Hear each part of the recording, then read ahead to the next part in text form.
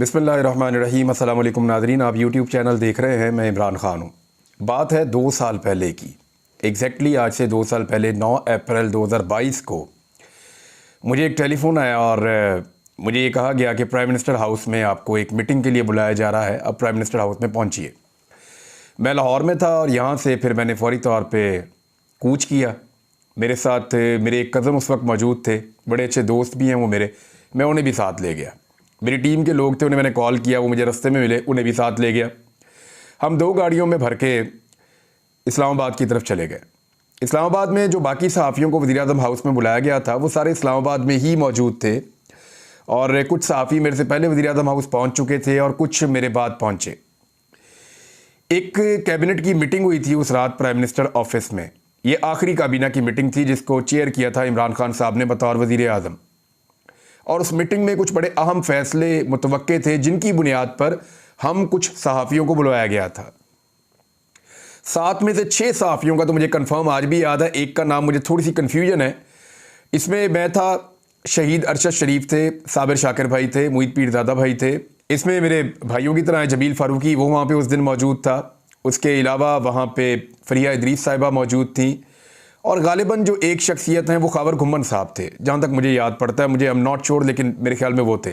तो हम 7 सहाफ़ी वहाँ पे पहुँचे थे, कुछ मेरे से पहले और कुछ मेरे बाद आए थे। हमें बताया गया था कि हमारे साथ कुछ शेयर किया जाएगा और हम लोग ये तवक्को कर रहे थे कि हमें साइफ़र दिखाया जाएगा, क्योंकि साइफ़र ही एक ऐसा डॉक्यूमेंट था जिसको सब देखना चाहते थे और जानना चाहते थे कि एक्चुअली साइफ़र के अंदर लिखा हुआ क्या है और जो इमरान खान साहब दावा कर रहे हैं क्या वो उसी के अंदर लिखा हुआ है या नहीं लिखा हुआ है। लेकिन ओवरऑल हमें उस रात मायूसी हुई जब हम प्राइम मिनिस्टर ऑफिस में गए, क्योंकि जो हम तवक्को कर रहे थे कि हमें कोई चीज़ दिखाई जाएगी वो हमें दिखाने में उस वक्त की हुकूमत नाकाम रही। हत्ता कि उन्होंने साइफ़र को डी क्लासीफाई कर दिया था काबीना की मीटिंग में और उसी डी क्लासिफिकेशन के नतीजे में उस साइफ़र को जब स्पीकर ने पढ़ा और डिप्टी स्पीकर ने पढ़ा तो उन्होंने रिज़ाइन करते हुए ये कहा था कि हम इसका हिस्सा नहीं बन सकते, ये हुकूमत तब्दील की जा रही है और ये साम्राज्य के कहने पे की जा रही है, बैरूनी कुव्वत के। लिहाजा अगर किसी ने इस साइफ़र को पढ़ना और देखना है तो वो हमारे चैम्बर में आके अभी इसको पढ़ ले और देख ले। लेकिन उस वक्त कोई भी चैम्बर में नहीं गया उसको पढ़ने और देखने के लिए। हत्ता कि हमें भी प्राइम मिनिस्टर ऑफिस में ये कहा गया, मैं और अरशद शरीफ एक कॉरिडोर से हम गुजर रहे थे तो हमें ये कहा गया कि इट कैरीज वेट, आप इसको मत देखें, आपके लिए प्रॉब्लम हो जाएगा। तो साइफ़र वहाँ पर मौजूद ही नहीं था नादरीन। जिस वक्त ये फैसला किया गया कि साइफ़र में दिखाया जाएगा, उस वक्त हमें यह पता चला कि एक ब्यूरोक्रेट साइफ़र को लेकर वहाँ से गए हैं और अब वो राब्ते में नहीं है। ये बात यहीं पे मैं रोक देता हूँ।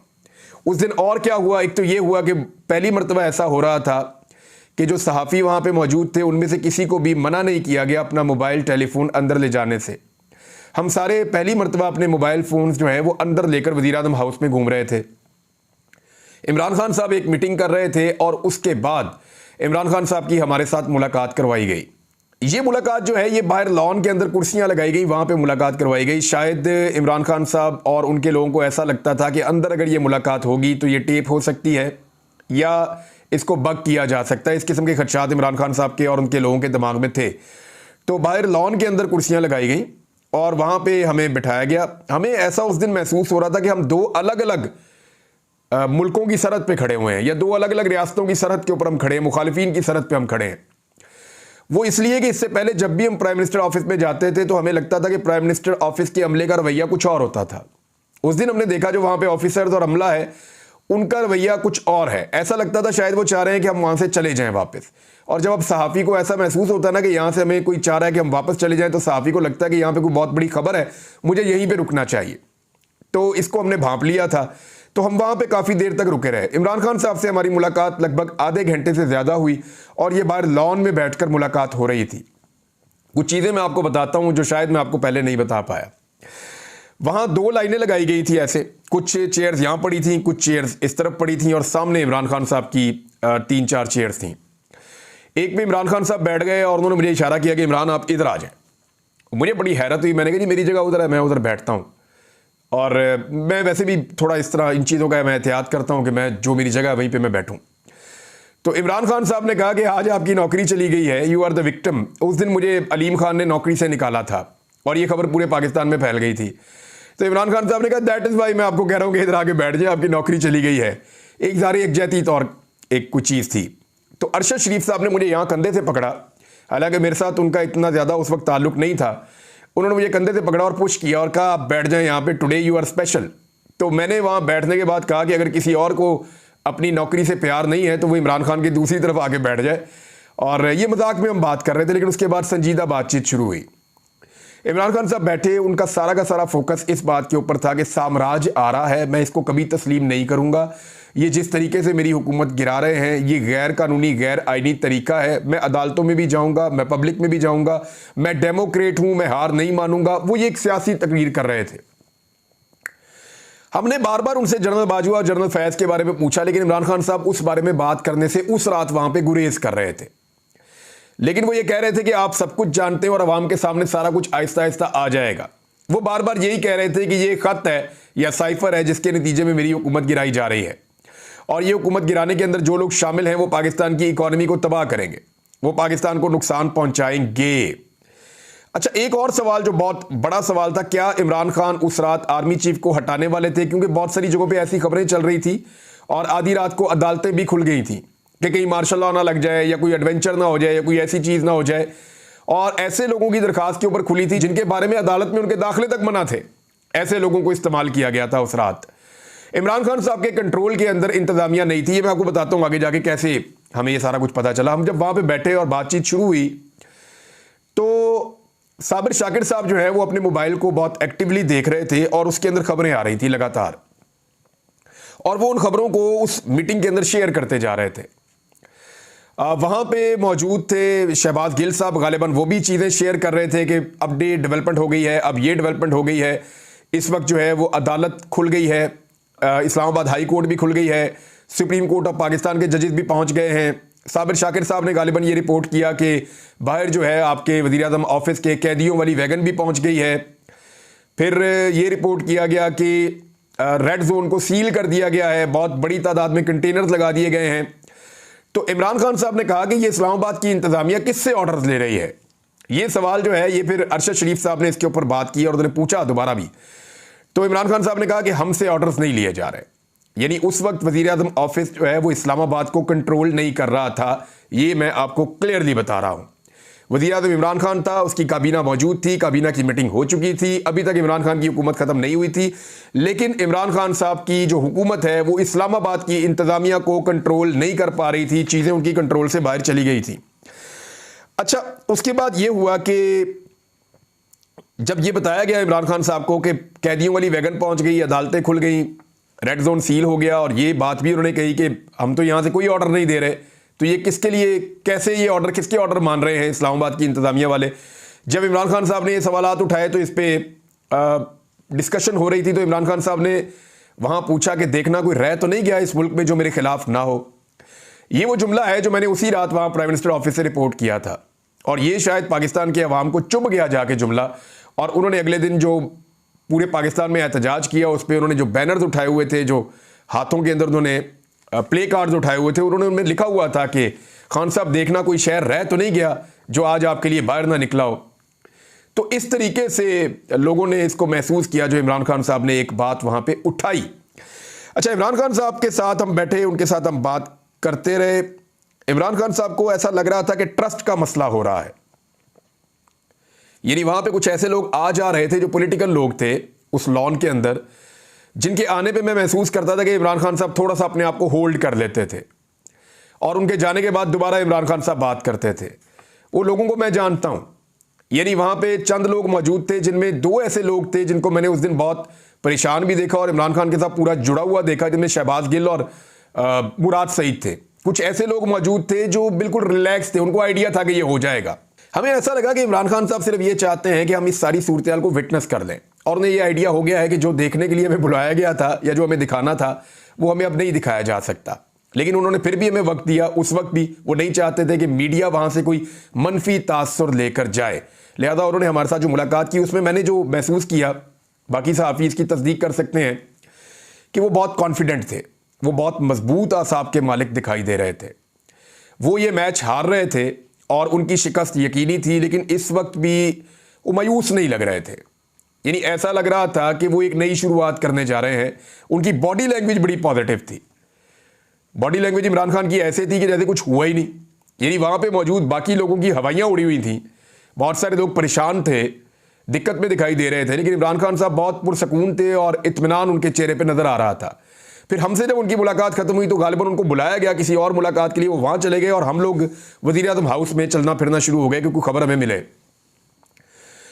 वहां हमें एक मरतबा फिर ये एक दोस्त ने आकर कहा कि साइफर आप ना देखें तो बेहतर है। तो हमने कहा जी वो तो अब यहाँ पे है ही नहीं, ऐसा लग रहा है। तो फिर हम चले गए डिप्टी एमएस के कमरे में। सहाफ़ियों को कहा गया कि आप यहाँ पे आ जाएं, इधर बैठ जाएं। वहां पे एक एक करके सहाफ़ी वापस जाना शुरू हो गए। आखिर में मैं और अरशद शरीफ साहब वहां पे बैठे रहे। डिप्टी एमएस ने मुख्तलिफ बातें हमारे साथ की और मुझे एक बात उनकी आज भी याद है। अरशद शरीफ वहाँ पे मौजूद थे, लगातार सिगरेट पी रहे थे और मैं बहुत बर्दाश्त कर रहा था। मुझे सिगरेट से एलर्जी हो जाती है तो मुझे प्रॉब्लम होती है उससे। तो अरशद शरीफ साहब से मेरा इतना बड़ा ताल्लुक तो नहीं था उस वक्त, तो मैं खामोशी से बर्दाश्त कर रहा था। तो मुराद सईद वहाँ पे आए और फिर बाहर निकल गए। तो डिप्टी एमएस ने हमें कहा था कि ये जो आदमी बाहर गया ये हीरा है। तो हमने हैरान हो के मैंने उनकी तरफ देखा तो उन्होंने कहा कि ये आदमी, मैं आपको गारंटी करता हूं कि इतना ईमानदार वजीर शायद तारीख में नहीं आया होगा। मैंने कहा जी वो कैसे? तो उन्होंने बताया कि इस आदमी ने कभी अपनी वजारत से पानी की एक बोतल तक नहीं पी, वो जो हाफ लीटर वाली होती है। ये ऐसा ईमानदार आदमी है। ये बात मुझे डिप्टी एमएस ने कही थी और अरशद शरीफ ने उसकी तायीद की थी, क्योंकि अरशद शरीफ का कहीं मुराद सईद के साथ अच्छा ताल्लुक था और वो मुराद सईद को जानते भी थे। इमरान खान साहब के जो साथी थे वो एक एक करके वहां से रुखसत हो रहे थे प्राइम मिनिस्टर ऑफिस से, और वो ये जानते थे कि अब ये आखिरी चक्कर उनका प्राइम मिनिस्टर ऑफिस का है इस हुकूमत में कम से कम। फिर इमरान खान साहब के निकलने का वक्त आया। मैं क्योंकि लाहौर से आया था, मुझे वापस लाहौर जाना था, तो मैंने ये प्लान किया कि मैं अपना जो वीलॉग है वो यहीं किसी दफ्तर में बैठ के कर लेता हूँ और यहाँ से वीलॉग करके उसको अपलोड कर देता हूँ, इस सारी सिचुएशन को बता देता हूँ और उसके बाद मैं भी लाहौर के लिए निकल जाता हूँ।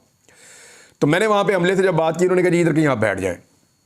वहाँ एक कमरा था, वहाँ सोफे पे मैं बैठ गया। हमारे पास कोई भी चीज़ नहीं थी, मोबाइल फ़ोन को हाथ में पकड़ा, माइक भी नहीं था शायद उस दिन। 9 अप्रैल 2022 की जो वीडियो है वो अगर आप देखें तो उसमें कैमरा हिल भी रहा है। तो वहाँ से बैठकर मैंने वो एक 12-13 मिनट का एक वीडियो रिकॉर्ड किया। लेकिन उससे पहले इमरान खान साहब को मैंने जाते हुए देखा। जब मैंने उन्हें जाते हुए देखा तो उनके पास कोई सामान नहीं था। मुझे बड़ी वो हो रही थी कि मैं देखूँ कि अभी कोई ट्रक लगेगा, वहाँ पर सामान भरा जाएगा, वो सामान लेके इमरान खान साहब बनीगाला के लिए जाएंगे या उनके लोग जाएंगे। तो मैंने वहाँ पूछा लोगों से भी, इमरान खान साहब से भी पूछा, तो उनके पास वो सिर्फ एक डायरी होती थी जिसको वो लेकर आते थे और उसी डायरी को लेकर वो वापस चले जाते थे। डायरी के फ्रंट पे उन्होंने खादिम मदीना लिखा हुआ था, ऊपर उन्होंने एक आधा कोई सफ़ा रखा होता था ताकि लोग जो है वो इस टाइटल को जो लिखा हुआ है नॉर्मली ना पढ़ें। तो इमरान खान साहब जो हैं वो वहाँ से अकेले निकल गए। मैंने उनको जाते हुए भी देखा और मैंने जो कुछ उस रात वहाँ पर हुआ उस सारे को मैंने रिपोर्ट कर दिया। मेरा और अरशद शरीफ का एक बात पे उस रात इत्तफाक हुआ था और हम ये मान रहे थे या हमें ऐसा लगता था कि ये आगाज़ है, इख्तिताम नहीं है। यानी हमें ये लग रहा था कि ये इमरान खान का अंजाम नहीं हो सकता, उनकी सियासत का एक नया आगाज़ हो सकता है, क्योंकि जैसा इमरान खान हमने उस रात देखा उससे हमें तो यही महसूस हो रहा था। और उसके बाद मैंने उस वीलॉग में भी ये बात कही थी उस रात कि ये इख्तिताम नहीं है, पाकिस्तान की अवाम शायद इसको नहीं मानेंगे। और फिर 10 तारीख को जो हुआ इस मुल्क के अंदर वो पूरे पाकिस्तान ने देखा कि पूरा पाकिस्तान बाहर निकला। लेकिन पाकिस्तान लेट बाहर निकला, 24 घंटे पहले निकलता तो शायद सिचुएशन मुख्तलिफ होती। अब पाकिस्तान तहरीक इंसाफ ने इस मामले को 2 साल गुजरने के बाद एक प्रेस रिलीज जारी की है और एक बड़ा फैसला किया है। वो दोनों चीज़ें मैं आपके सामने रख देता हूँ। नंबर 1, पाकिस्तान तहरीक इंसाफ ने इसको मुल्की तारीख के स्याह तरीन और तबाहकुन तरीन साल करार दिया इन 2 बरसों को जो हुकूमत गिरने के बाद गुजरे हैं। और उन्होंने कहा कि बैरूनी इशारों पर और ज़ाती मफादात के तहत एक मुंतखब जमहूरी हुकूमत के खिलाफ मकरूश साजिश रचाकर पाकिस्तान की तबाही के लामहदूद सिलसिले की बुनियाद डाली गई।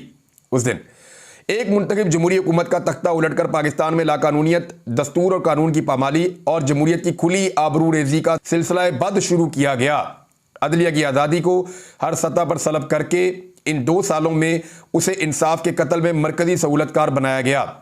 आइन और कानून की बालादस्ती पर इसरार करने वाले जजेस को इंतकाम का निशाना बनाया गया, जबकि खुली इल्ज़ाम तराशी, तौहीन और तकसीम के जरिए अदलिया को अमलन गैर मुअस्सर बनाया गया। वज़ीर आज़म और वज़ीर ख़ज़ाना की जानिब से बाज़ाब्ता तंबीह के बावजूद 6% की शरह से तरक्की करते हुए मुल्क की मईशत को सियासी अदम इस्तेहकाम की भेंट चढ़ाकर 0 से नीचे गिराया गया। इन 2 बरसों के दौरान पाकिस्तान की सियासत और सहाफत की आज़ादियों का जनाजा निकाल कर अवाम के वोट के हक को बार बार पामाल, अवामी मैंडेट की खुली तौहीन की गई। 45% को छूती बदतरीन महंगाई के बोझ तले अवाम को कुचल दिया गया, जबकि सनत, ज़राअत, तिजारत समेत हर शोबे को तबाह करके बेरोजगारी, अफलास और भूख को आम किया गया। खुद कफालत और खुद इंसारी की राह से हटाकर मुल्क को IMF के कदमों में डाल दिया गया और मुल्क कौम को अपनी नालायकी और नाअहलियत की भेंट चढ़ा दिया गया। साइफर, साबिक वज़ीर आज़म इमरान खान पर कातलाना हमले, गैर कानूनी खुफिया रिकॉर्डिंग्स, अरशद शरीफ की शहादत और इस्लामाबाद हाई कोर्ट के जजेस की अदालती उमूर में मुदाखलत के हवाले से खत समेत तमाम अहम वाक़यात पर सच को छुपाया गया और ऐसी मज़मूम हरकतों से जिम्मेदारों को मुहासबे से बचाया गया। वतन अजीज की खुददारी और खुदमुख्तारी का जनाजा निकालते हुए उसे दुनिया की निगाहों में भिखारी बनाया और आलमी तौर पर तन्हाई का शिकार किया गया। बेहमियती और कौमी मफाद पर सौदेबाजी जैसे मुहर्रिकात के तहत कश्मीर और फ़लस्तीन पर उसूली कौमी पॉलिसी से बेजारी का इजहार करते हुए इसराइल को तस्लीम करने, मोदी सरकार से ताल्लुकात बहाल करने की खुफिया कोशिशें की गई। सनत को गैर मुस्तहकम करते हुए मुल्क दुश्मनों और दहशतगर्दों की हिम्मत बंधाई गई और दहशतगर्द हमलों की तादाद और शिद्दत में इजाफे के खिलाफ किसी किस्म के मौसर इकदाम की बजाय पुलिस, इंतजामिया, इन सबको इस्तेमाल किया गया पॉलिटिकल लोगों के खिलाफ। 8 फरवरी को वोट की पर्ची के जरिए दिए गए अवामी मैंडेट पर खुला डाका डालकर मुंतखब अक्सरियत को अकलियत में तब्दील करके ईवानों को हारे हुए फार्म 47 ज़्यादा गुमाश्तों से भर दिया गया। नामुकम्मल ईवान से अपनी मर्जी के टाउटों को मुंतखब करवाकर सुबाइयत और नस्ल परस्ती को जिंदा, वफाक को मजीद कमजोर करने की मुजरिमाना कोशिश की गई। बेपनाह जुल्म और लाजवाल कुर्बानियों के बावजूद कौम का मोतबर कायद थका है, ना ही इसके पीछे खड़े 24 करोड़ पाकिस्तानी खुफिया और एलानिया आमिरों के इक्तदार पर कब्जा तस्लीम करके अपने हक से दस्तबरदार होने को तैयार हैं। यानी लोग ना थके ना इमरान खान थका।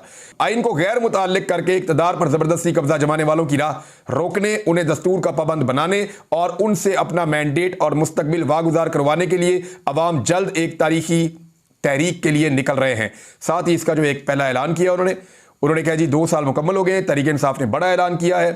उन्होंने कहा कि रजीम चेंज साजिश के 2 साल मुकम्मल होने, अवामी मैंडेट पर खुले डाके और अडियाला जेल में नाहक कैद बानी चेयरमैन इमरान खान समेत तहरीक इंसाफ के बेगुनाह कैदियों, कायदीन और कारकुनान की फौरी रिहाई के लिए चांद रात के मौके पर मुल्क भर में पुरअमन अवामी रैलियां, इज्तिमाआत में शिरकत करें।